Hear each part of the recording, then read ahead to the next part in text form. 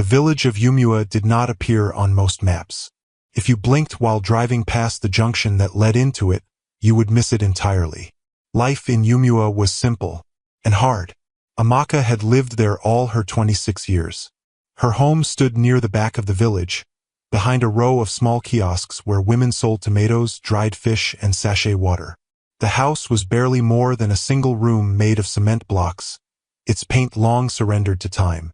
The zinc roof rattled loudly when it rained, and sometimes, during heavy storms, water slipped through in thin lines that she caught with plastic bowls. Inside, there was a narrow bed, a small wooden table, a kerosene stove, and a faded curtain that divided the room in two, though there was really nothing to divide. It was not much, but it was hers. Every morning before the first rooster crowed, Amaka woke up. She did not own an alarm clock. Poverty had trained her body to rise early. She would sit up quietly, wrap her thin wrapper around herself, and kneel beside her bed. Her prayers were always the same. God, give me strength today. Help me serve with patience. Let someone smile because of me. She never prayed for riches. She never asked for a miracle husband. She only asked for strength. After praying, she fetched water from the community borehole 2 streets away. She balanced the bucket easily on her head, her steps steady, graceful, practiced. She had been doing it since she was a girl. Back in her room, she bathed quickly with cold water, pressed her uniform carefully, and tied her hair into a neat bun. Her uniform had once been a bright blue, but years of washing had softened it into something closer to pale sky. Still, she wore it with pride. It was the only professional thing she owned. The Yumua Community Clinic was small. 2 consultation rooms, 1 delivery room, and a waiting area with wooden benches that groaned under weight. The paint on the walls was peeling. The ceiling fan worked only when electricity decided to bless them. And electricity rarely felt generous. Amaka had completed nursing school with the help of church donations and a scholarship from a local women's association. She had graduated near the top of her class, but when it came time to find work in the city, connections mattered more than grades. She had no connections, so she returned home. Some people called her foolish for staying. "You are wasting your certificate here," one of her former classmates had told her over the phone from Lagos. "You should come and hustle." But Amaka didn't see her work as waste. She saw it as calling. Every day at the clinic, she treated malaria, dressed wounds, delivered babies, comforted mothers, and calmed frightened children. She worked alongside one aging doctor who came only 3 times a week, and a pharmacist who complained constantly about salary delays. Amaka never complained, even when her salary came late, even when it was too small. Even when she skipped meals to afford transport to buy medical supplies the clinic lacked. Her hands were gentle. Patients often said that. "There is peace in your touch," an elderly man once told her after she dressed his ulcer. She would laugh shyly and say, "It's just practice." But it wasn't practice. It was compassion. By late afternoon, when the clinic closed, most of the staff rushed home. The pharmacist hurried to his side business. The cleaner packed up quickly, but Amaka stayed behind a little longer. She cleaned the surfaces herself, rearranged supplies, checked patient files. Then she would pack a small nylon bag. Inside it were gloves, bandages, ointment, paracetamol, and sometimes food she cooked at dawn. And she would begin her second journey of the day. The path to the edge of the village was uneven and narrow. Goats often blocked the way. Children played football with worn-out plastic balls, shouting loudly. At the very end of that path stood a small mud hut. It leaned slightly to one side, as if tired of standing. That hut belonged to Mama Ngozi. Years ago, Mama Ngozi had been respected. Her late husband owned farmland. She was known for her strong voice in community meetings. But time had thinned her body and scattered her wealth. Her husband died. Relatives took pieces of land. Friends drifted away. Age settled heavily into her bones. Now she lived alone. Her legs were stiff with arthritis. Her eyesight blurred. Sometimes she forgot what day it was. And sometimes she cried quietly at night. Not because of pain, but because of loneliness. Amaka met her 2 years ago when she collapsed near the market. While others gathered to stare, Amaka pushed through the crowd. "She needs air," she had commanded gently but firmly. She checked her pulse, asked questions, organized transport to the clinic. After that day, something inside her refused to let the old woman fade away unseen. So she began visiting. First, it was twice a week, then 3 times. Eventually, every day. The hut smelled of dried herbs and old smoke. The roof had holes patched with nylon. A thin mattress lay on the floor, and beside it, a small wooden stool that served as both table and cupboard. Each evening, Amaka would greet her softly. "Mama, it's me." And the old woman's tired face would light up. "My nurse has come." Amaka would sweep the floor first, then help Mama Ngozi sit upright. She cleaned her body with warm water, changed her wrappers, applied ointment to her swollen knees, and massaged them slowly. Sometimes Mama Ngozi would wince. "Sorry, Mama.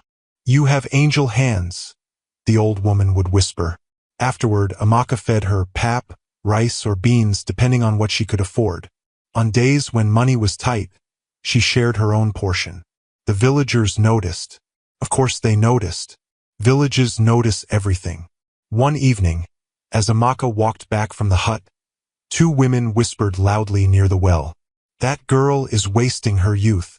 She spends all her time with that useless old woman. What will she gain from it?" Amaka heard them. She always did. But she kept walking, because kindness is loudest in silence. Some nights, after returning home exhausted, she would sit on her bed and stare at the wall. Her body ached. Her salary was barely enough. Her future felt uncertain. She was 26. Many girls her age were married. Some already had children. Occasionally, doubt would creep in. What if she remained poor forever? What if her kindness changed nothing? What if she grew old alone too? She would shake her head gently and lie down. Then she would whisper one more prayer. "God, let me matter to someone." What she didn't know was that in the small hut at the edge of the village, Mama Ngozi prayed too. "My son," the old woman would murmur into the darkness, "if you ever return, may you meet this girl. She is worth more than gold." Far away, across oceans and skyscrapers, that son was building an empire.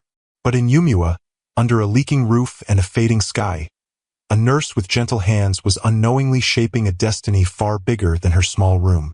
And destiny, when it begins quietly, often sounds like ordinary kindness. Amaka had no idea that her simple evening walks would one day change her life. For now, she only knew this. Tomorrow, she would wake before the rooster crowed. She would pray for strength. And she would go back to the hut. Because love, the purest kind, does not wait for reward. It simply shows up. The hut looked smaller each time the wind blew against it. Its mud walls were cracked like old palms that had worked too hard for too many years. During the dry season, fine dust settled inside no matter how often it was swept. During the rainy season, dampness clung to everything. The thin mattress, the wooden stool, even the air itself. But to Mama Ngozi it was still home. And to Amaka it was sacred ground. Every evening, just as the sky began turning orange and the village noise softened into cooking sounds and distant laughter, Amaka would appear at the narrow footpath that led to the hut. Her slippers made soft, steady sounds against the earth. She never rushed, even after spending 8 hours at the clinic. Even after skipping lunch because a pregnant woman needed emergency attention. Even after her feet throbbed from standing all day. She never rushed. "Mama, I'm here," she would call gently before pushing the crooked wooden door open. Inside, the air always carried the scent of dried leaves Mama Ngozi burned to chase away mosquitoes.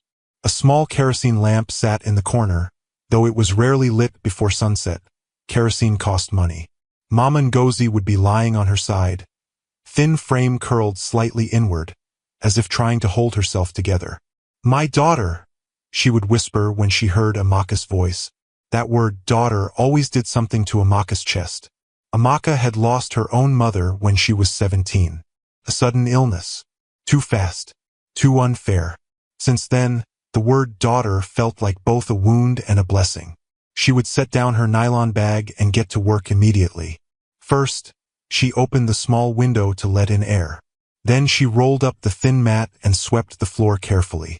The hut floor was just hardened earth, uneven and cool beneath her feet. While sweeping, she talked. Not because Mama Ngozi always responded clearly, some days her memory drifted, but because silence could be heavy. Today at the clinic, a little boy refused his injection. Amaka would say lightly. He told me he was strong like a lion. Mama Ngozi would chuckle weakly. And did the lion cry? Oh, he roared. Amaka would tease. But only for 5 minutes. They would laugh together, soft, fragile laughter that seemed too delicate for the world outside. After cleaning, Amaka would kneel beside the old woman. Let's sit up, Mama. She supported her carefully, one arm behind her shoulders, the other guiding her fragile legs. Mama Ngozi's joints were stiff, her fingers slightly twisted from arthritis. Even the act of sitting upright required effort. Sorry. Mama Ngozi would murmur when she winced. No sorry. Amaka would reply gently. We are together. She warmed water in a small pot over a portable stove she had bought with her own savings. She tested the temperature with her wrist before dipping a clean cloth into it. Then she began, slowly wiping Mama Ngozi's face, her neck, her arms, her back. There was nothing hurried about the way she worked. She treated the old woman's fragile skin as though it were silk. In a world that had discarded Mama Ngozi, Amaka handled her like treasure. After cleaning her body, she carefully removed the old bandages from her knees. The joints were swollen, darkened with age and strain. She applied ointment gently, massaging in slow circles the way she had learned during training. Your hands are warm, Mama Ngozi would whisper. Warm hands heal faster. Amaka would reply with a small smile. Truthfully, her hands were often cold from exhaustion. But kindness warms even what fatigue chills.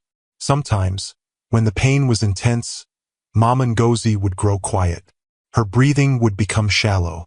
On those days, Amaka would hum soft hymns, old Igbo lullabies her mother used to sing, songs that spoke of protection, of mercy, of home.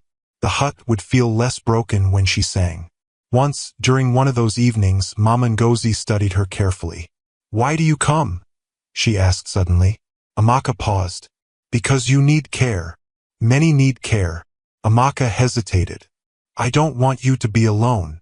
Mama Ngozi's cloudy eyes softened. Loneliness is heavier than sickness, she murmured. Amaka understood that more than she liked to admit. After cleaning and dressing her wounds, Amaka would feed her. She brought whatever she could manage, pap, rice, boiled plantain, sometimes fish when salary had just arrived. She fed her patiently, spoon by spoon. If Mama Ngozi's hands shook too much, Amaka held the bowl steady. If she coughed, Amaka rubbed her back. The villagers had noticed. They always noticed. One afternoon, as Amaka fetched water from the borehole near the hut, 2 teenage girls giggled nearby. She behaves like that old woman is her inheritance. Inheritance of what? That broken hut. They laughed. Amaka kept her eyes on the bucket. She was not deaf, but she had learned something important. Not every voice deserved response. Still, sometimes their words followed her home. At night, lying on her narrow bed, she would stare at the ceiling and wonder, was she foolish? She earned barely enough. She had no savings to speak of, no fiancé, no promises of a different future. Her classmates posted pictures from city hospitals, wearing crisp uniforms, smiling beside modern equipment. And she cleaned a mud hut every evening. But every time doubt tried to root itself in her heart, something stronger pushed back. When Mama Ngozi smiled after eating, when she slept peacefully after a massage, when she whispered, God bless you, my child, those moments felt heavier than money. One evening, rain fell unexpectedly while Amaka was inside the hut. The sound on the patched zinc roof was loud, chaotic. Water began to drip through one of the nylon-covered holes. Without thinking, Amaka moved a small basin under the leak. Then another, and another. Soon, the The hut sounded like a drum, rain pounding from above, drops echoing into metal bowls. Mama Ngozi looked anxious. "Will it collapse?" she asked weakly. "No," Amaka assured her calmly, though she wasn't entirely certain. "This hut has survived many seasons." She sat beside her until the rain softened. That night, as she prepared to leave, Mama Ngozi caught her wrist gently. "My son," she said. Amaka leaned closer. "Yes, Mama? My son will come back one day." Amaka smiled softly. She had heard fragments of this story before. A son who traveled abroad, who promised to return successful. "Yes, Mama.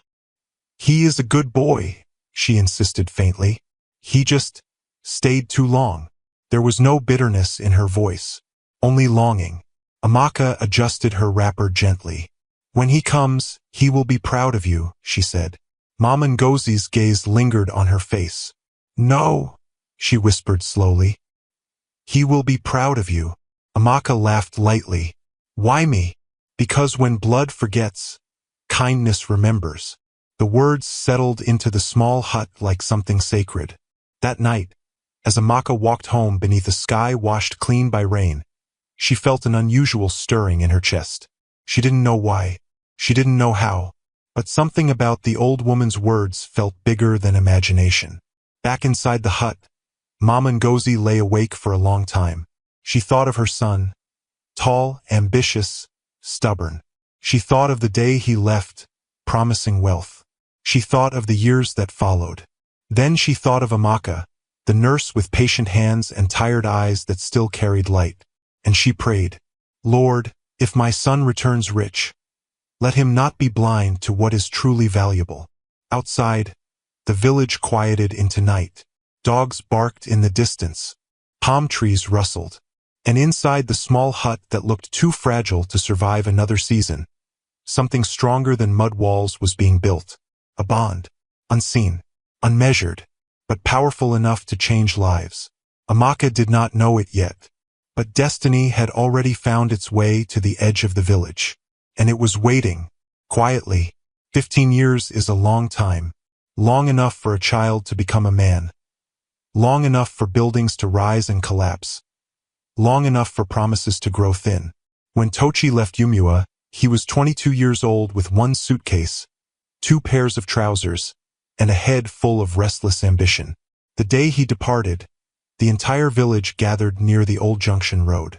His mother stood in front, her wrapper tied tightly around her waist, pride shining in her eyes even as her fingers trembled. "You will come back for me," she had said, holding his face in both hands. "I will build you a house bigger than the chief's," he replied confidently. "You won't suffer again." He believed it. He truly did. Back then, poverty felt like something you could outrun. The first years abroad were brutal. Cold winters that bit through his thin coat. Factory jobs that paid just enough to survive. Nights when he lay on a small mattress in a shared apartment, staring at the ceiling, wondering if he had made a mistake. But Tochi was not built for surrender. He studied at night, learned business principles, watched how successful people moved. He was observant, always had been. While others partied, he worked extra shifts. While others complained, he planned. Opportunity did not knock politely. It arrived disguised as risk. A small investment in logistics, then another in real estate, then a bold partnership that either would have ruined him or made him unstoppable. It made him unstoppable. Within 10 years, Tochi's name carried weight in business circles. He was known for sharp negotiation skills, calculated risks, and a calm expression that revealed very little. He wore tailored suits now, owned properties in 2 countries, attended conferences where people introduced him as a visionary. He learned to speak in measured tones, learned when to smile, learned how to dominate a room without raising his voice. He became wealthy, very wealthy, and somewhere between contracts and private meetings, something quiet shifted. At first, he called his mother every Sunday. He sent money regularly, more than she had ever seen in her lifetime. He asked about the farm, about neighbors, about the old mango tree beside their hut. "I will come soon," he always said. Soon turned into next year. Next year turned into when the deal closes. When the deal closes turned into when the market stabilizes. Success has a way of stretching time until you don't realize it's disappearing. As his wealth grew, so did his responsibilities. Investors depended on him. Staff relied on him. His calendar filled months ahead. He upgraded apartments, then bought a penthouse, then purchased his first Rolls-Royce. He remembered staring at the car the day it was delivered. Sleek, polished, powerful. Felt like proof. Proof that the village boy had conquered the world. He told himself his mother would be proud. And she was. Every time neighbors visited Mama Ngozi, she would mention her son. "My Tochi is abroad," she would say with quiet pride. "He is doing big things." When he sent money to renovate part of the hut years ago, she refused to leave the village. "This is my home," she told him over the phone. "Then I will build you a better one there," he insisted. But construction plans were delayed. Always delayed. Meanwhile, in the city where Tochi now lived, life moved at a different speed. Women noticed him. Tall, confident, reserved. Money wrapped around him like an invisible perfume. He attended galas, charity dinners, corporate parties where champagne flowed freely and laughter sounded polished. He dated occasionally, elegant women with impressive resumes. But something always felt transactional. Conversations revolved around assets, expansion, travel plans. No one asked him about the red dust roads of Yumua. No one knew about the mango tree. No one had seen him before the suits. And slowly, without intending to, Tochi buried that version of himself. The village boy became a memory he visited less often. Until the call came. It was late evening. He was in his office reviewing documents when his phone vibrated with an unfamiliar Nigerian number. He almost ignored it. Almost. "Hello?" he answered, distracted. "Is this Tochi, son of Ngozi?" An older male voice asked. His posture straightened. "Yes. Who is this?" "I am your cousin, Emeka. I am calling about your mother." The air shifted. Something in the man's tone carried weight. "What about her?" Tochi asked sharply. There was a pause. "She is very weak. She fell last week. She has not been walking properly. The clinic nurse helps. But she is not strong." For a moment the room felt smaller. "When did this happen?" Tochi demanded. "She has been declining for months." Months. The word hit harder than it should have. "Why didn't anyone tell me? We thought you were busy." Busy. Tochi's jaw tightened. After the call ended, he remained seated, staring at the dark screen of his phone. Images surfaced uninvited. His mother's hands kneading dough. Her voice calling him inside at sunset. The way she wrapped food for him on his departure day. Pretending not to cry. 15 years. 15 years of soon. A wave of guilt rose from somewhere deep. Uncomfortable, sharp, unavoidable. He stood abruptly and walked toward the glass wall of his office. The city lights glittered below him, beautiful and indifferent. He had conquered markets, but he had failed time. He picked up his phone again and called his assistant. "Cancel my meetings for the next 2 weeks." There was silence on the other end. "Sir? The investors. Cancel them." His voice carried a firmness that allowed no debate. That night, he did not attend the charity dinner he was scheduled to headline. He did not return messages from colleagues asking about an upcoming deal. Instead, he went home and opened a drawer he hadn't touched in years. Inside was a faded photograph. His mother stood beside him in front of their hut. He was younger, slimmer, less polished. She looked strong then, her eyes bright, her shoulders squared. He traced the edge of the picture slowly. "I'm coming home, Mama," he whispered. The next morning, preparations moved quickly. Private flight arrangements, security notifications, vehicle transportation scheduled ahead of arrival. He decided to bring the Rolls-Royce, not for show, but because, in some quiet corner of his heart, he wanted her to see what he had achieved. He wanted her to know her sacrifices had not been wasted. As the plane lifted into the sky, Tochi leaned back in his seat and closed his eyes. For the first time in years, His mind was not occupied with profit margins. Instead, it wandered to memories he had long neglected. The taste of roasted corn by the roadside, the sound of village children playing, his mother's laughter when he tried to fix a broken stool and failed. He wondered what she looked like now. Would she recognize him immediately? Would she forgive him for staying away so long? Below the clouds, continents shifted. Above them, something inside Tochi shifted too. Success had given him status, but it had not given him peace. And peace, he was beginning to realize, might not be found in boardrooms or luxury cars. It might be waiting in a small hut at the edge of a dusty village. As the plane began its descent into Nigeria, Tochi felt something unfamiliar in his chest. Not fear, not pride, something softer, anticipation, and perhaps redemption. He had left as a young man chasing wealth. He was returning as a billionaire. But he did not yet know that the most valuable thing waiting for him was not land, not property, not inheritance. It was a nurse with gentle hands who had been loving his mother in his absence. And destiny, patient as ever, was about to introduce them. The morning Tochi arrived in Yumua, the village woke up to a sound it had never heard before. It was not the rumble of Okadas, not the grumbling of the old community generator, not the laughter of schoolchildren chasing each other barefoot.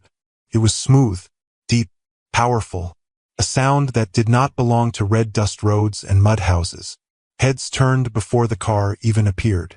Then slowly, like a scene unfolding in a movie, the sleek black Rolls-Royce glided into view, its polished body reflecting the sun like glass. Dust rose behind it in confused spirals. Children stopped their game mid-kick. Women paused while fanning their charcoal stoves. Even the goats scattered. The car moved carefully along the narrow road, as if uncertain how to behave in a place so humble.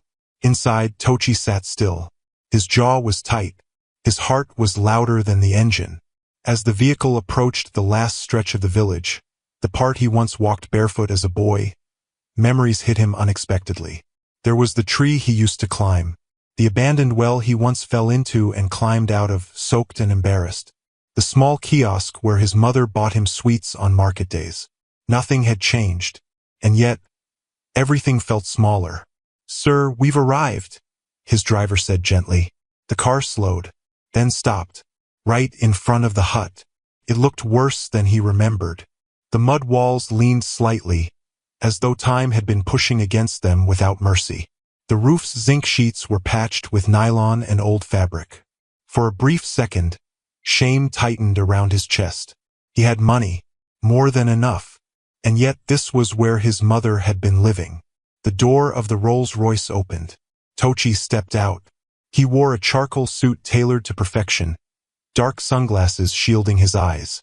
The watch on his wrist could build half the village. But in that moment, none of it mattered. The villagers gathered slowly at a distance, whispering, "Is that? It looks like Ngozi's son. He came back. With that kind of car? He must be very rich." Tochi barely heard them. His eyes were fixed on the hut. Then he heard something else.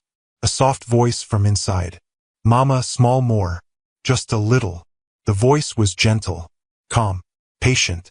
Tochi's heart skipped. He stepped forward quietly, his polished shoes pressing into the dusty ground. The hut door was slightly open, and that was when he saw her. A young woman knelt beside his mother on a thin mattress. She wore a simple pale blue nurse uniform. Her hair was tied back neatly. Her sleeves were rolled up slightly, revealing slim, steady arms. She held a spoon carefully to his mother's lips. "Good," she said softly. "You're doing well." His mother, frail, thinner than he remembered, swallowed slowly. Tochi felt something break inside him. This was not the strong woman who waved him goodbye 15 years ago. This was a body worn down by time. And beside her was a stranger caring for her with tenderness that looked real. Not forced. Not professional. Real. Amaka did not notice him at first. She was focused. When Mama Ngozi coughed lightly, she immediately set the bowl aside and rubbed her back gently. "I'm here," she whispered. "Breathe slowly." Tochi removed his sunglasses slowly. His throat felt tight. He had sent money. He had paid for occasional medicine deliveries. But he had not been here. And this woman had. The wooden floor creaked softly under his step. Amaka looked up. Their eyes met. For a second, the world narrowed. She did not see the billionaire. She saw a tall stranger in an expensive suit standing in the doorway of a fragile hut. And something about his face, the intensity, the emotion barely controlled, made her stand slowly. "Yes?" she asked carefully. Her voice was calm, but alert. Tochi swallowed. I'm Tochi." Silence. Mama Ngozi's eyes widened faintly. "My son," she whispered weakly. The word hit him harder than anything else had. He stepped forward quickly and dropped to his knees beside her. "Mama." Her fragile hands reached up, trembling, touching his face as though confirming he was not imagination. "You came," she breathed. Tears he hadn't allowed in 15 years slipped down his face without permission. "I'm sorry," he whispered. The hut felt too small to contain that moment. Amaka stepped back slightly, giving them space, but she didn't leave. She watched, not intruding, not judging, just present. Tochi held his mother carefully, noticing how light she felt. Too light. His chest tightened again. "How long has she been like this?"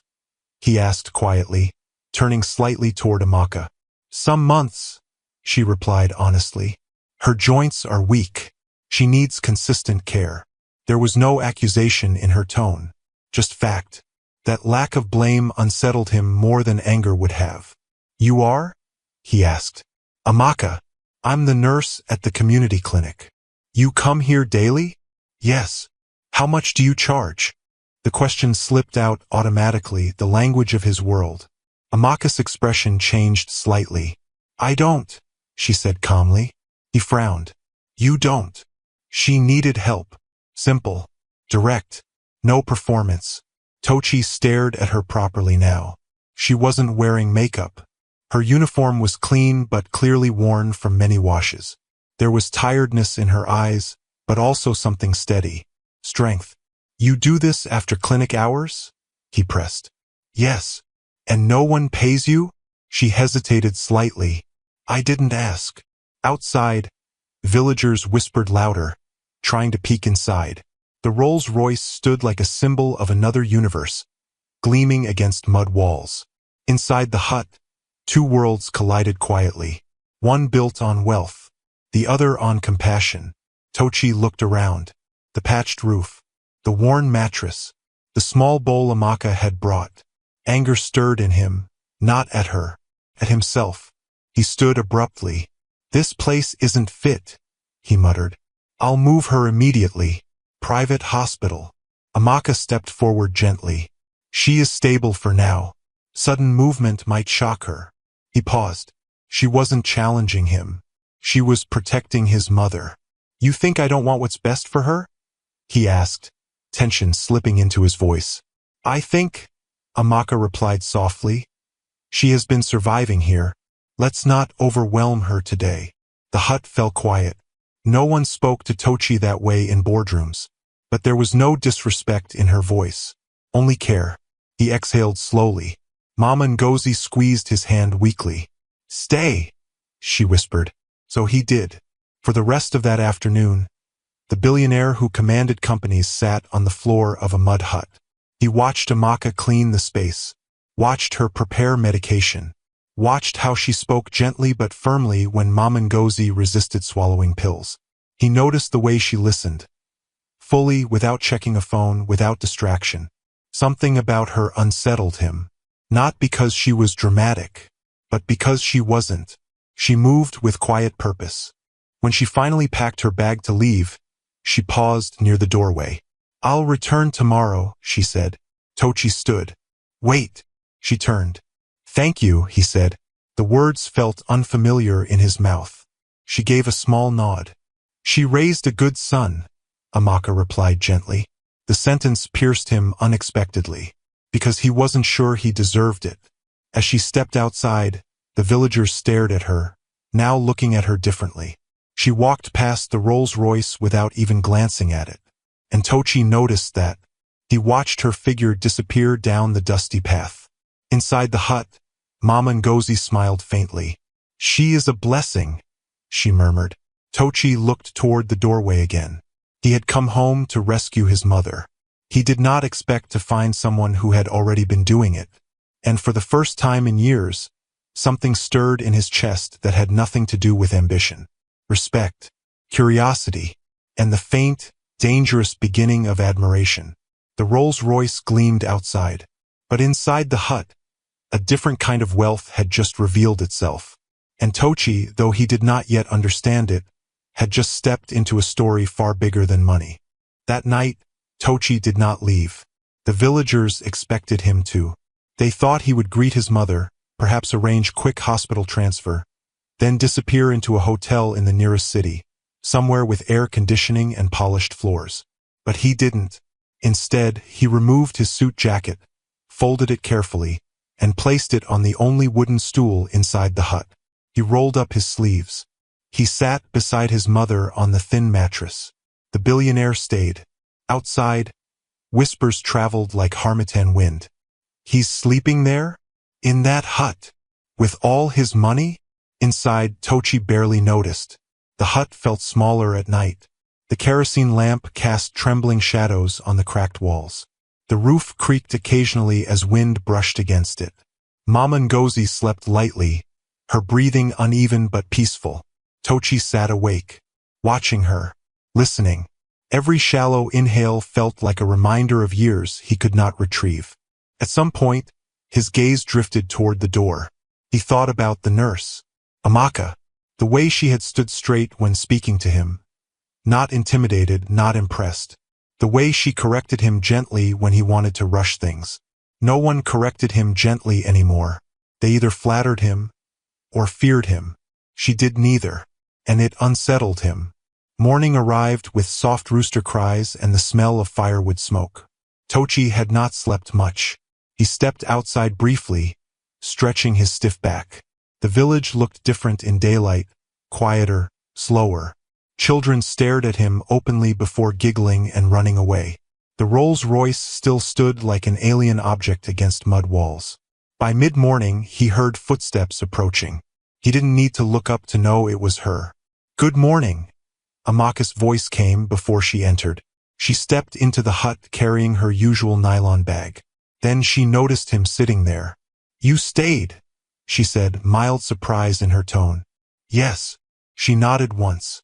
"Good. Just that. Not dramatic praise. Not admiration. Just good." She moved past him toward Mama Ngozi. "How was the night?" she asked gently. "She kept waking," Tochi replied. Amaka checked her pulse, her temperature, adjusted her wrapper carefully. "You did well to stay," she said quietly, not looking at him. The words warmed him more than they should have. While she worked, Tochi watched her closely. Her movements were precise but soft. When she spoke to his mother, her voice dropped slightly, carrying warmth that felt deeply personal. "Mama, today we'll try sitting outside for fresh air," she suggested. Mama Ngozi smiled faintly. "With both of you here, I feel strong," she murmured. Both of them. The words lingered. When Amaka finished examining her, she stood and faced Tochi properly for the first time in daylight. Up close, he noticed faint shadows under her eyes, exhaustion carefully hidden. Her hands, though steady, carried small calluses. "You should eat something," she said. He almost laughed. People usually asked about his companies, not his breakfast. "I'm fine," he replied. She tilted her head slightly. "Fine is not food." He blinked. Was she scolding him? Before he could answer, she reached into her bag and pulled out a small plastic container. "I brought extra pap," she said simply, in case Mama didn't finish. She placed it on the stool and went back to tending his mother. Tochi stared at the container. No one had brought him homemade food in years. Meals in his world came plated in restaurants, served by staff, calculated in cost. This felt different, human. He opened it slowly and took a spoonful. It was warm, simple, comforting, and something about that taste pulled him unexpectedly backward in time, to mornings when his mother fed him before school. He swallowed carefully. Amaka noticed without commenting. After settling Mama Ngozi upright near the doorway for fresh air, Amaka stepped outside to rinse a cloth with water from a bucket. Tochi followed her. The sunlight caught in her hair. "Why do you do this?" he asked suddenly. She glanced at him. "Do what?" "Come here every day. For 2 years." She shrugged slightly. "She needed care. You could have charged." "I didn't want to." He studied her face, searching for hidden motive. "Do you know who I am?" he asked quietly. She met his gaze directly. "Yes. And you are her son." No calculation. Just fact. He felt something inside him shift again. "You're not curious?" he pressed. "About what?" "About my life. My business." She smiled faintly. "If you want to tell me, you will." The simplicity of her response unsettled him in a way boardroom negotiations never had. He was used to curiosity fueled by advantage, not restraint. Inside the hut, Mama Ngozi called weakly. Amaka returned immediately. Tochi lingered outside for a moment, watching her. The village breeze moved gently through the trees. Life here did not rush. It breathed. Later that afternoon, while Amaka was carefully massaging ointment into Mama Ngozi's knees, Tochi knelt beside them. "Teach me," he said. She looked up. "What?" "How to do it properly." For a moment she hesitated. Then she shifted slightly to make space. "Use your palm, not just your fingers," she instructed softly. "Slow circles. Don't press too hard." He followed her guidance carefully. Their hands briefly brushed. The contact was small, but electric. Both pretended not to notice. Mama Ngozi watched them quietly, a faint knowing smile touching her lips. "You see," Amaka encouraged gently. "Like that." He adjusted his pressure. "Is this okay?" She nodded. Yes. There was something intimate about the moment. Not romantic yet, but deeply connected. Two people caring for the same fragile life. Not competing. Not performing. Simply present. After a while, Amaka packed her things. "I'll return this evening to check again," she said. Tochi walked her toward the path this time. The Rolls-Royce gleamed behind them, silent witness. "You live far?" he asked. "Not too far." "Do you always walk?" "Yes." He looked at the car. "I can have someone drop you." She shook her head gently. "I prefer walking." He frowned slightly. "Why?" "It clears my mind." He didn't know what to say to that. She paused before stepping onto the narrow path. "Your mother was worried you wouldn't come," she said quietly. His chest tightened. "I should have come sooner." Yes. The agreement wasn't harsh. It was honest. He appreciated that more than false comfort. "But you came," she added softly, and somehow that felt like forgiveness. She turned to leave. After a few steps, he called out, "Amaka." She looked back. "Thank you." This time, the gratitude in his voice carried weight. She held his gaze for a moment longer than necessary. "Take care of her," she replied. "I will. And take care of yourself too." Then she walked away. Tochi stood there longer than he intended, watching until her figure disappeared behind the trees. Something unfamiliar stirred in him. He had built success through strategy, through precision, through control. But whatever this was, this quiet pull toward a village nurse with tired eyes and steady hands, it was not calculated. It was not strategic. Simply was. Back inside the hut, Mama Ngozi looked at her son knowingly. "She is different," she murmured. Tochi sat beside her again. "Yes," he admitted quietly. For the first time since arriving, his thoughts were not consumed by guilt, or logistics, or image. They were consumed by her. The nurse who brought pap. The nurse who corrected him without fear. The nurse who did not care about his Rolls-Royce. And as evening approached, Tochi realized something unsettling. He was already looking forward to tomorrow. Not for business, not for status, but for first words that felt real. By the third day, the Rolls-Royce no longer caused a stampede. The villagers still stared, of course. Children still ran their fingers along its polished body when the driver wasn't looking. But curiosity had settled into something quieter now. The real spectacle was not the car. It was the man who owned it, sitting daily inside a mud hut. Tochi had postponed his return flight twice already. His assistant called every morning. "Sir, the board meeting. Reschedule. The investors are asking." Let them ask. Each time he hung up, he felt strangely lighter. The world he had built abroad was structured, efficient, loud. Everything ran on urgency. Here in Yumua, time moved differently, slowly, intentionally, like it was not trying to outrun itself. And at the center of this slower world stood Amaka. She arrived each morning at nearly the same time, greeting Mama Ngozi first before acknowledging him. Fascinated him. He was used to being the axis of attention, but here, he was secondary, and oddly he liked it. That morning, she entered with fresh vegetables tucked inside her bag. "I'll cook light soup today," she said. Soft food is easier for her. "You cook too?" he asked. She gave him a brief look. Survival skill. There was no bitterness in her tone, just fact. He watched as she moved around the hut comfortably, lighting the small stove, cutting vegetables carefully on a worn wooden board, checking Mama Ngozi's temperature between steps. Her efficiency wasn't hurried. It was practiced. "You've done this before," he observed. She nodded. "I cared for my mother before she passed." He froze slightly. "I'm sorry." She paused only for a second before continuing to slice. It was years ago, but something flickered in her eyes. Not weakness, but memory. For the first time, he realized her kindness had roots. This wasn't performance. It was lived experience. Later, while Mama Ngozi rested after eating, Tochi stepped outside. Amaka joined him a few minutes later, wiping her hands with a small towel.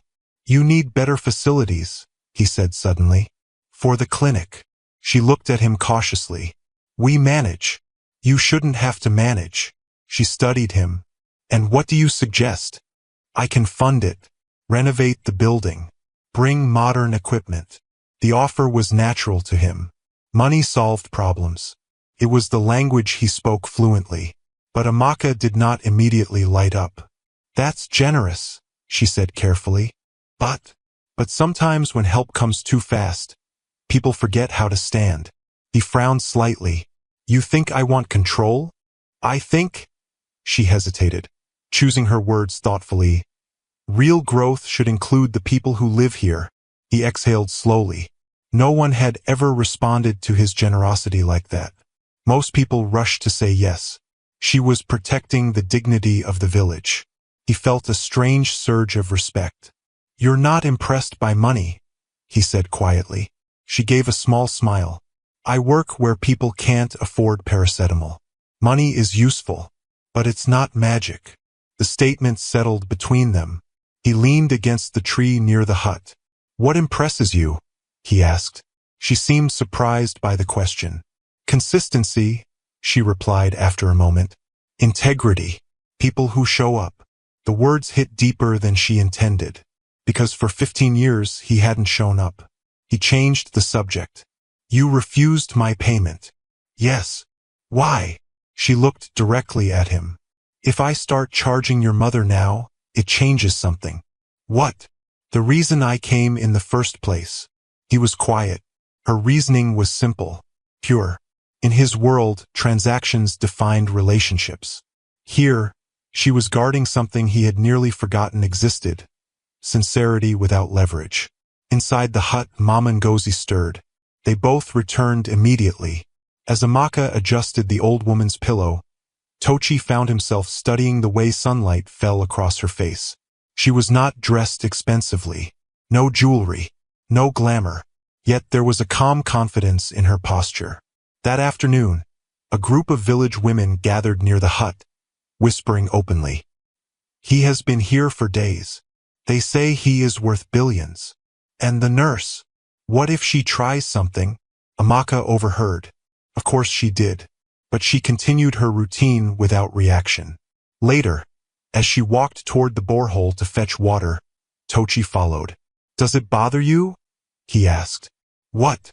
"The gossip." She shrugged lightly. "People talk when they are bored." "You're very calm." "No," she corrected gently.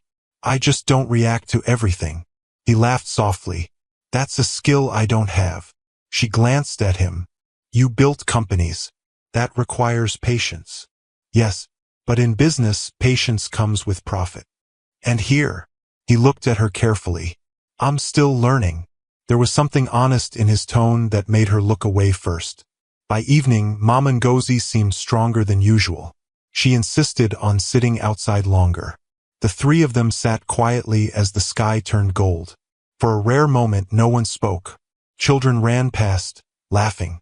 A woman called her goats home. Smoke from cooking fires rose gently into the air. "This," Tochi said softly, almost to himself, "feels peaceful." Amaka nodded. "It always has been." He turned to her. "Why didn't you leave? With your grades, you could have." She considered the question. "I thought about it. And my mother was sick. Then she passed. Then I realized." She paused, searching for the right words. Running isn't always growth. He absorbed that slowly. He had built his life by running forward relentlessly. Yet here was a woman who had stayed and grown roots instead. That night, after Amaka left, Tochi sat beside his mother. "She is special," Mama Ngozi murmured weakly. He didn't argue. The next morning, something unexpected happened. A small boy tripped and scraped his knee near the hut. Before anyone could react, Amaka rushed forward, cleaned the wound, and comforted him gently. The boy stopped crying within minutes. Tochi watched the interaction closely. There was no audience, no performance, just instinct, compassion. It struck him then. He had spent years accumulating wealth that impressed the world. But Amaka possessed something rarer. Influence without power, respect without money, care without expectation. That afternoon, when she finished and prepared to leave, he stopped her again. "Amaka," she turned. "Yes. If my mother recovers fully, would you continue working at the clinic?" "Of course. And if you had more resources, I would serve more people." He hesitated. "And if you were offered a different life?" Her expression shifted slightly. "What kind of different life?" He realized suddenly that his question held more weight than he intended. "I don't know yet," he admitted. She held his gaze longer this time. "Sometimes," she said softly, "a different life looks attractive from far away, but up close it may not fit." The breeze moved between them. He understood the unspoken layer beneath her words. She would not trade herself for comfort. And that realization did something powerful inside him. For the first time in years, Tochi questioned something deeply. Had he mistaken wealth for worth? Because standing there, watching a village nurse walk away in simple slippers while he stood beside a luxury car, he felt something undeniable. She was not the one lacking. He was. Not money, not status, but something quieter, something steady, something that could not be bought. And as she disappeared down the dusty path once again, Tochi realized he was no longer just grateful for her. He was drawn to her, not because she admired his wealth, but because she didn't, and that, more than anything, felt like the rarest treasure he had ever encountered. The village had started adjusting to Tochi's presence. The Rolls-Royce was no longer shocking. It was simply there, like an expensive visitor unsure how long he intended to stay. Children played around it now. Men greeted him cautiously but with growing respect. But something else had shifted too. The space between him and Amaka. It was no longer just gratitude. It was awareness. He noticed the way she tucked loose strands of hair behind her ear when concentrating. The way she spoke more firmly when patients resisted medication. The way her laughter, rare but genuine, felt like sunlight breaking through thick clouds. And Amaka noticed him too. She noticed that he had stopped checking his phone constantly, that he now arrived at the hut before she did, that he listened carefully when she spoke, even about small things. But she refused to let herself interpret it. Men like Tochi did not settle in huts. They visited. They admired. They left. One evening, Mama Ngozi seemed unusually alert. Her eyes were clearer. Her voice steadier. "Help me sit outside," she insisted. Between the two of them, they carefully supported her onto a wooden chair beneath the mango tree near the hut. The late afternoon sun filtered through the leaves, casting patterned shadows across her thin face. She looked at her son. "You have grown," she murmured. He smiled faintly. "So have you." She chuckled weakly. "In wrinkles." They all laughed softly. Then her gaze shifted to Amaka. "You are tired," she observed. Amaka shook her head quickly. "No, Mama." But Mama Ngozi knew the language of women who carried too much quietly. She reached for Amaka's hand and placed it into Tochi's. The gesture was slow, intentional. Both of them froze. "My son," she said carefully, "money can build houses, but it cannot build peace." Tochi swallowed. Mama Ngozi continued, her voice faint but clear. "This girl, she gave me dignity when I had nothing left." Amaka tried to pull her hand away gently. "Mama, please." "No," the old woman insisted softly. "Let me speak." Her eyes locked with her son's. "Do not overlook what God places before you." Silence wrapped around them. The breeze moved gently through the tree. Tochi felt the warmth of Amaka's hand in his. She was trying subtly to withdraw, but he didn't let go immediately. He couldn't, because his mother had just spoken aloud what he had been afraid to admit. After settling Mama Ngozi back inside to rest, the air between him and Amaka felt charged. She busied herself packing her things. He stood near the doorway watching. "You don't have to feel uncomfortable," he said quietly. "I'm not," she replied too quickly. He stepped closer. "You think I haven't noticed?" She stopped moving. "Noticed what?" "That you avoid looking at me when my mother says things like that." Her breath caught slightly.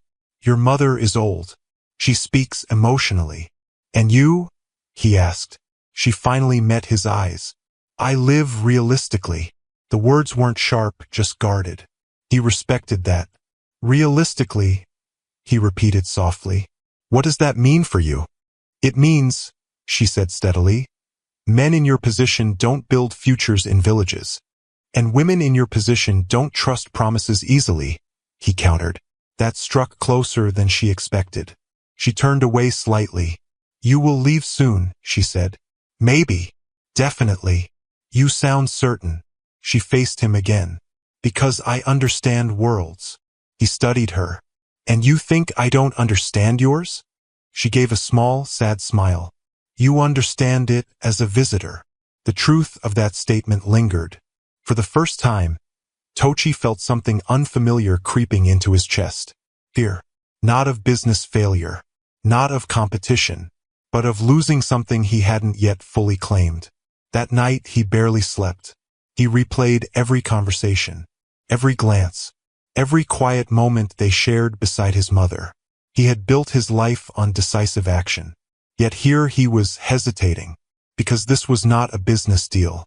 This was heart, and heart had no contracts.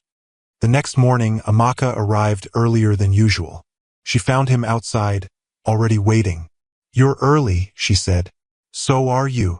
They stood facing each other in the soft morning light. "I've been thinking," he began. She stiffened slightly. "That's usually dangerous," she said lightly. He almost smiled, but his expression remained serious. "I have seen many countries," he said slowly. "Met many women. Successful. Educated. Beautiful." She didn't react. "But none of them—" He paused, choosing his words carefully. "None of them stayed." Her brow furrowed slightly. "Stayed. When it was inconvenient. When there was no audience." Her eyes softened just a fraction. "That's different." "No," he said quietly. "It's not." Silence stretched between them. He stepped closer. "I came back to take my mother away from poverty." She listened. "But I found something else." Her heart began to beat faster, and she hated that it did. "Don't," she warned softly. "Don't what?" "Don't make this complicated." "It already is." She looked at him fully now. What are you saying, Tochi? He took a slow breath. I want you in my life. The words hung heavy in the air. Not playful. Not casual. Serious. She blinked. You don't even know me. I know enough. You know I care for your mother. I know you care for people without calculation. She shook her head slowly. You're emotional right now. You just came home. Everything feels intense. That's not it. Then what is it? She pressed. It's peace, he said quietly. Her expression faltered. When I sit here with you, I feel something I haven't felt in years. She swallowed. And what happens when you return to your world? You come with me. The words slipped out before he softened them. Her eyes widened. Tochi, I'm serious. And I'm not a suitcase you pack because you're feeling inspired. The firmness in her voice grounded him. He exhaled. You're right. She stepped back slightly. You built your life for 15 years without me. Without this village. Without even visiting. He didn't argue. You think I don't see that? He asked quietly. Then understand why I hesitate. He moved closer again, slowly this time. I'm not offering you escape, he said. I'm asking for partnership. She searched his face for doubt. She found none. But fear still lingered. What if I don't fit into your world? She whispered. He smiled faintly. What if my world needs reshaping? That answer shook her more than confidence would have. Because it wasn't dominance. It was humility. Inside the hut, Mama Ngozi stirred weakly. They both turned instinctively toward the sound. Before stepping inside, Tochi reached gently for Amaka's hand. I don't need your answer today, he said softly. But don't dismiss this as temporary. She looked at their joined hands. Then at him. For once, she murmured. Don't make promises you can't keep. His jaw tightened slightly. I won't. And for the first time since he arrived in Yumua, the air between them no longer felt uncertain. It felt like the beginning of something fragile. Something powerful. Something that would require more courage than wealth. Inside the hut, Mama Ngozi watched them quietly, and she smiled, because some promises are spoken aloud, and some are made the moment two people choose not to walk away. News in Yumua did not travel. It exploded. By the end of the week, everyone had a version of the story. The billionaire has fallen for the nurse. He wants to marry her. She trapped him. She planned it from the beginning. The whispers grew sharper each day. First, Amaka ignored them. She had survived gossip before. When she stayed in the village instead of chasing city opportunities, people talked. When she spent evenings at Mama Ngozi's hut, people talked. But this was different. Now the gossip carried accusation. Now it carried envy. One afternoon at the borehole, the murmurs were louder than usual. So now you won't greet us again, ABI? One woman said with a forced smile. Amaka kept her expression neutral. Good afternoon. You must be happy. Rolls-Royce is sweeter than Okada. Soft laughter followed. Amaka lifted her bucket without responding. Just don't forget who you were. Another voice added behind her. That one lingered. She walked home slower that evening. Not because she was ashamed, but because she was thinking. Love was beautiful in quiet moments beneath mango trees. It was heavier when examined by a village. Meanwhile, Tochi was facing his own storm. His extended stay had not gone unnoticed in his business world. Calls became more urgent, messages more pointed. Then came the visit. Two of his senior business associates arrived unexpectedly in the nearby town and requested to see him. They drove into Yumua in a sleek SUV. Not as dramatic as the Rolls-Royce, but polished enough to announce status. When they stepped out near the hut, their discomfort was obvious. Sir, one of them said cautiously, glancing around at the mud houses, we didn't expect you to stay this long. To what do I owe the visit? Tochi asked calmly. There are concerns, the other replied. The expansion deal in Dubai. Investors are asking questions. I'll handle it. And there are rumors. Tochi's gaze hardened slightly. What rumors? That you're planning something personal. With someone here. He didn't respond immediately. The men exchanged glances. With respect, sir. The first continued, lowering his voice. A village nurse. Tochi. The interruption came from behind them. All three men turned. Amaka stood a few steps away, holding her medical bag. She had overheard just enough. The associate's eyes scanned her quickly, assessing, judging. Tochi stepped toward her instinctively. Is Mama okay? He asked. She's resting, Amaka replied softly. Her gaze flickered briefly to the two men. One of them gave a polite but distant nod. So this is... He began, then stopped. Tochi's tone cooled. This is Amaka. The silence was thick. After a few strained exchanges about business matters, the associates left. But the damage lingered. Later that evening, Amaka sat outside the hut alone while Mama Ngozi slept inside. The sky was painted in soft purple hues. Tochi approached slowly. You heard, he said quietly. Yes, he exhaled. I don't care what they think. She looked at him carefully. That's easy to say here. His brow furrowed. What does that mean? In this village, you are the successful son who returned. There? She paused. You are a brand. He hated that she was right. They don't understand you, he said. She gave a small, almost sad smile. They don't have to, but I do. He sat beside her on the wooden bench. You think I'm ashamed? He asked. No, she said honestly. I think you're torn. The word landed precisely. He leaned forward, elbows resting on his knees. For 15 years, I built something powerful, he admitted. Reputation matters. Perception matters. And I? She asked softly. You matter. But differently? He turned to her fully. No. She held his gaze. Then understand this, she said calmly. If you choose me, it cannot be half-hearted. I will not live as a secret you explain away in boardrooms. The firmness in her voice wasn't angry. It was protective. Of herself. He respected that more than she knew. I would never hide you, he said. Then don't let them reduce me. The wind shifted between them. Inside the hut, Mama Ngozi coughed lightly. They both turned instinctively and went in together. The next few days tested them both. A local businessman approached Tochi with a proposition. There is a governor's daughter in the city, he hinted. Educated, influential family. It would strengthen your political connections. Tochi's response was immediate. I'm not seeking connections. But the suggestion lingered in the air like temptation. Status marrying status made sense in his world. It was expected. Meanwhile, Amaka faced subtle cruelty.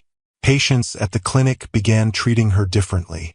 Some overly respectful. Some suspicious. One woman whispered loudly, "Let her treat you well. She will soon leave us for Big House." That night, alone in her small room, Amaka allowed herself to feel the weight she had been suppressing. She stared at her faded blue uniform hanging near the wall. If she stepped into Tochi's world, would she still be this version of herself? Would she lose the quiet satisfaction of serving freely? Or worse, would people assume every achievement she made afterward was because of him? The fear was not of poverty. It was of invisibility, of being swallowed by a world that did not know her. The breaking point came unexpectedly. One afternoon, while Tochi was arranging better medical equipment for his mother, he overheard two villagers speaking harshly near the hut. She used the old woman to enter his life. Clever girl. Something in him snapped. He stepped forward. Enough. The men froze. If you have a problem, speak to me directly, he said calmly but firmly. She didn't plan anything, he continued. If anyone pursued anything here, it was me. The men lowered their heads, embarrassed. But the message spread quickly. For the first time, the village saw something clearly. He was not rescuing her. He was choosing her. That evening, Amaka stood outside the hut, quiet. I didn't ask you to defend me, she said. I know. Why did you? He stepped closer. Because I won't allow anyone to rewrite your story. Her breath caught slightly. You don't have to fight everyone. I'm not fighting them, he replied softly. I'm standing beside you. That difference meant everything. Inside, Mama Ngozi watched from her resting place, eyes shining. She had lived long enough to know when love was real. Not the loud kind, the steady kind, the kind that survives opinion. As night settled over Yumua, Tochi and Amaka sat beneath the mango tree again. No grand declarations, no dramatic gestures, just presence. The world had tested them, through gossip, through status, through pride, but neither had stepped back. And in that quiet resilience, something stronger than attraction was forming. Respect, commitment, humility, because love is not proven in comfort. It is proven when both people choose each other, even when choosing costs something. And for the first time, both of them understood. This was no longer curiosity. This was intention. The proposal did not happen in a grand restaurant. There were no violins, no flashing cameras, no luxury skyline behind them. It happened inside the small hut. Mama Ngozi had been stronger that week. Not fully healed, but brighter, present. Her voice steadier than it had been in months. Amaka had just finished adjusting her pillow when Tochi entered with unusual seriousness in his expression. Sit, he told Amaka gently. She frowned slightly. Why are you looking at me like that? Just sit. Mama Ngozi watched with quiet curiosity. Tochi knelt. Not on marble floors, not on polished tiles. On the hardened earth floor of the hut he once grew up in. Amaka's breath caught immediately. Tochi! He reached into his pocket and brought out a small velvet box. Her heart began to pound so loudly she was sure both of them could hear it. I left this village 15 years ago with ambition, he began quietly. I thought success meant building something bigger than this place.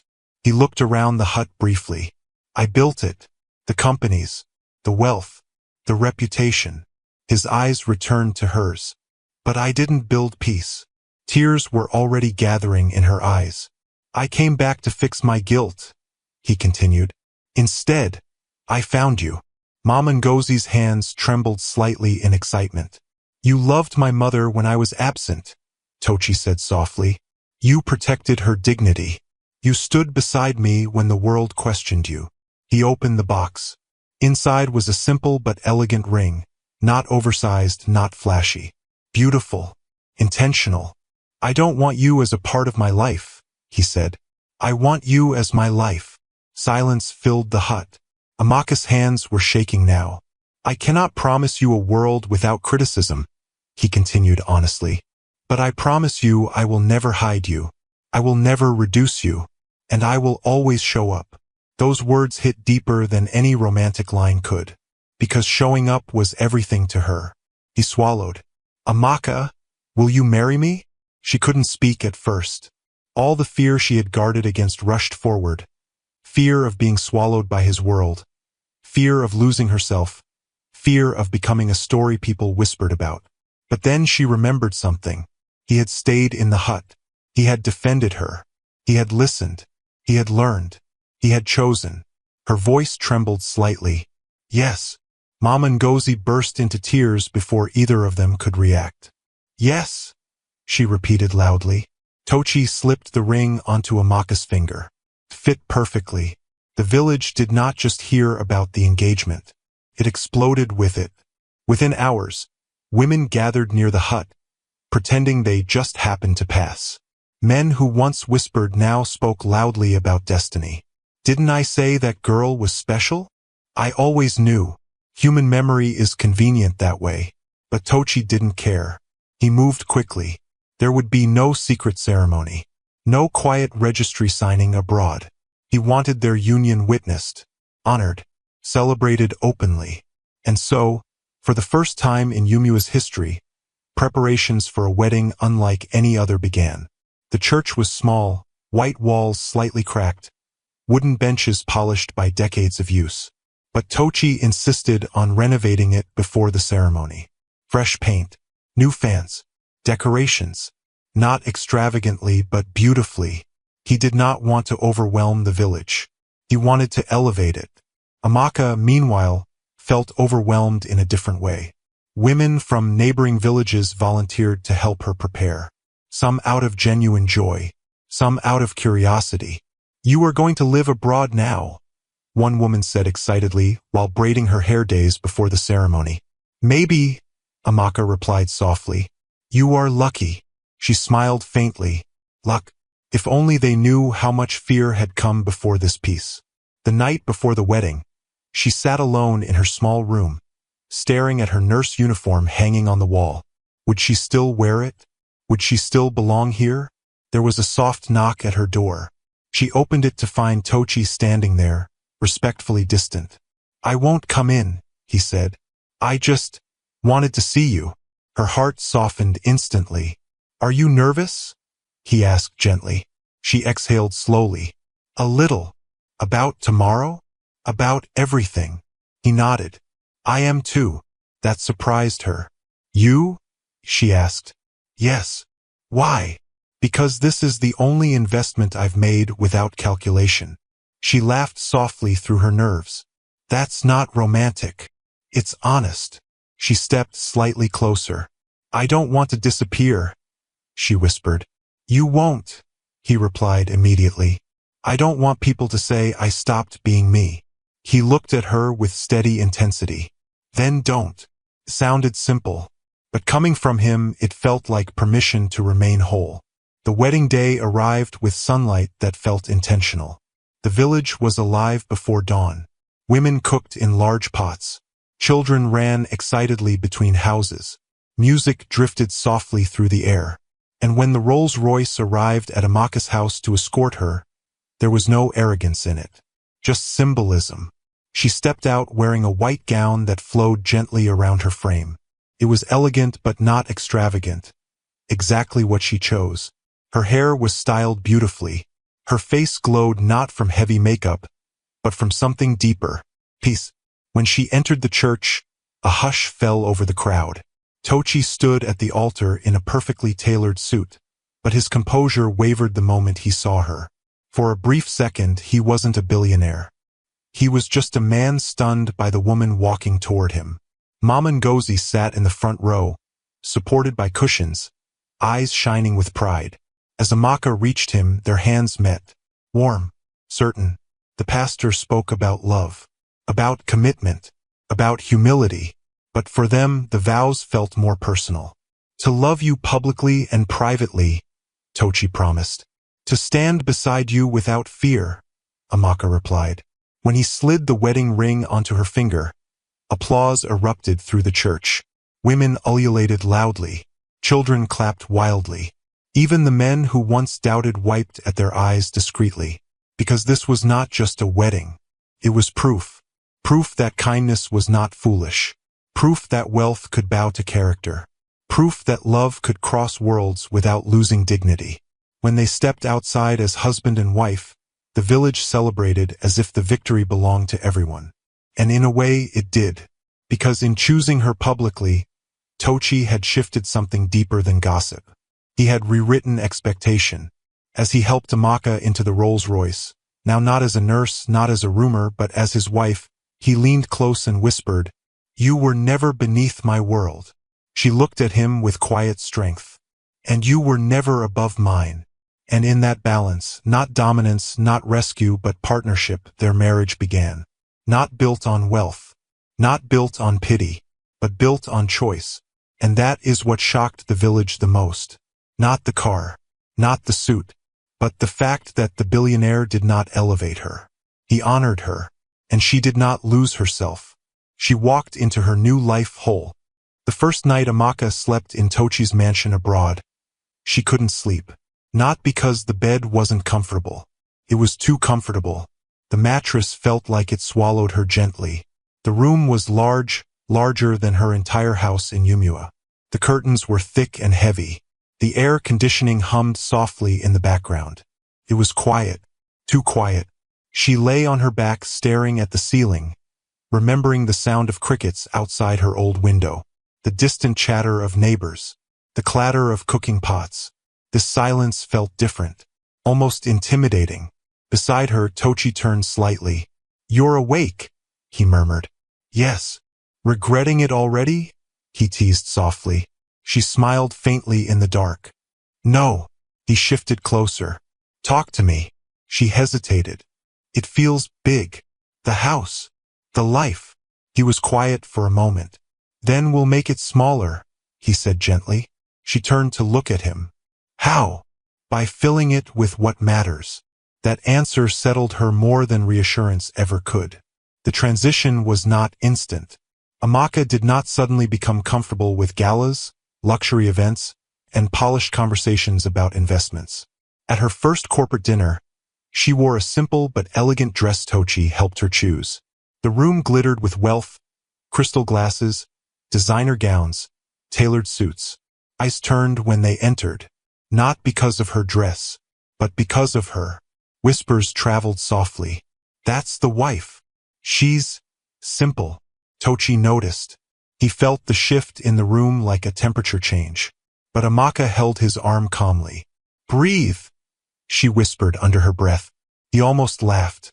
You're calming me? Yes. He straightened slightly. During dinner, someone finally asked the inevitable question. So, Amaka, what do you do?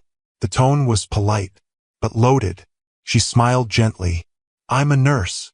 A brief pause. Oh, the woman replied, clearly expecting something else. Amaka continued, her voice steady. I worked in a rural clinic for years. Elderly care. Community health. There was no apology in her tone. No embarrassment. Just fact. Tochi watched the conversation shift. Her calm confidence did something powerful. It demanded respect without asking for it. Later that night, in the car ride home, he looked at her differently. You weren't intimidated, he said. She shrugged slightly. They are people. You don't feel out of place? She thought about it honestly. Sometimes, she admitted. But that doesn't mean I don't belong. That sentence stayed with him long after. Months passed, and something beautiful began to unfold. Amaka did not abandon her calling. She expanded it. With Tochi's support and careful collaboration with leaders back home, she established a foundation focused on rural healthcare access. But she refused to let it become a charity built on pity. No photos of suffering for marketing, she insisted. No branding it with my name everywhere. She traveled back to Yumua frequently. The first time she returned after marriage, the village gathered again. But this time, not with suspicion. With pride. She stepped out of the car not in extravagant clothing, but in a neat blouse and trousers. And when she walked toward the clinic, she didn't hesitate. Inside, she met the same cracked walls, but they would not remain cracked for long. Within months, the clinic was renovated. Modern equipment installed. Training programs introduced. Local nurses hired and paid fairly. Not because she married wealth, but because she partnered it with purpose.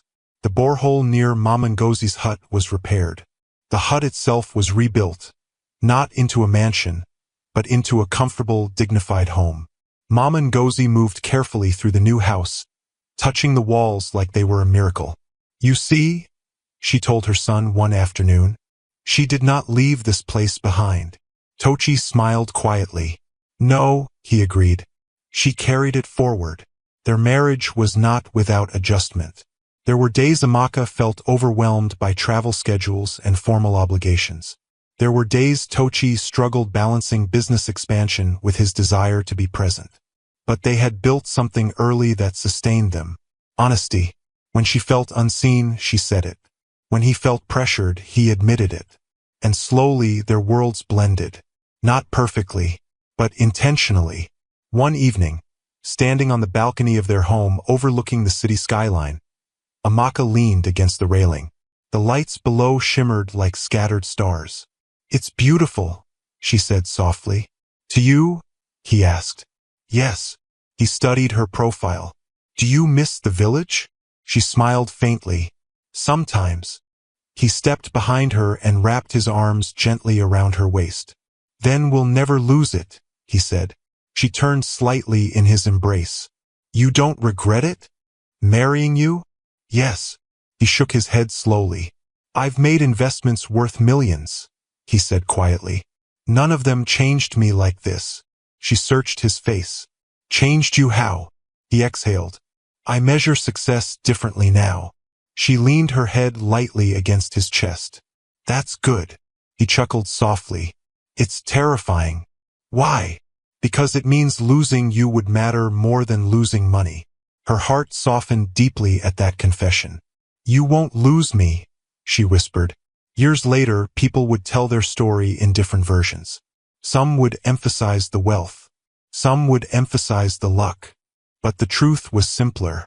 Before the mansion, before the foundation, before the wedding, there was a nurse kneeling in a small hut. There was a son kneeling beside his mother in regret. And there was a choice to value character over status, a choice to show up. One afternoon, back in Yumua during a clinic anniversary celebration, a young girl approached Amaka shyly. I want to be like you, the girl said. Amaka knelt to her level. Why? Because you married a rich man, the girl replied innocently. Amaka smiled gently. No, she corrected softly. Be like me because I did not stop being myself. The girl frowned slightly, thinking. And what were you? A nurse, she said, with gentle hands. That evening, as she and Tochi drove back toward the city, he glanced at her quietly. You know, he said, you were always rich. She laughed softly. In what currency? In compassion, in integrity, in courage. She looked out the window at the fading outline of her village.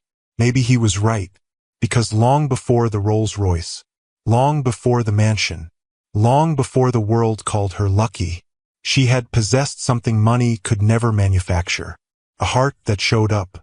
And in the end, that was the wealth that changed everything. Not just for her, not just for him, but for everyone who witnessed what happens when love is built on something deeper than gold. And that was the greatest fortune of all. Thanks for watching. If you enjoyed this story, please subscribe to this channel and tell us where you are watching from. Have a wonderful day.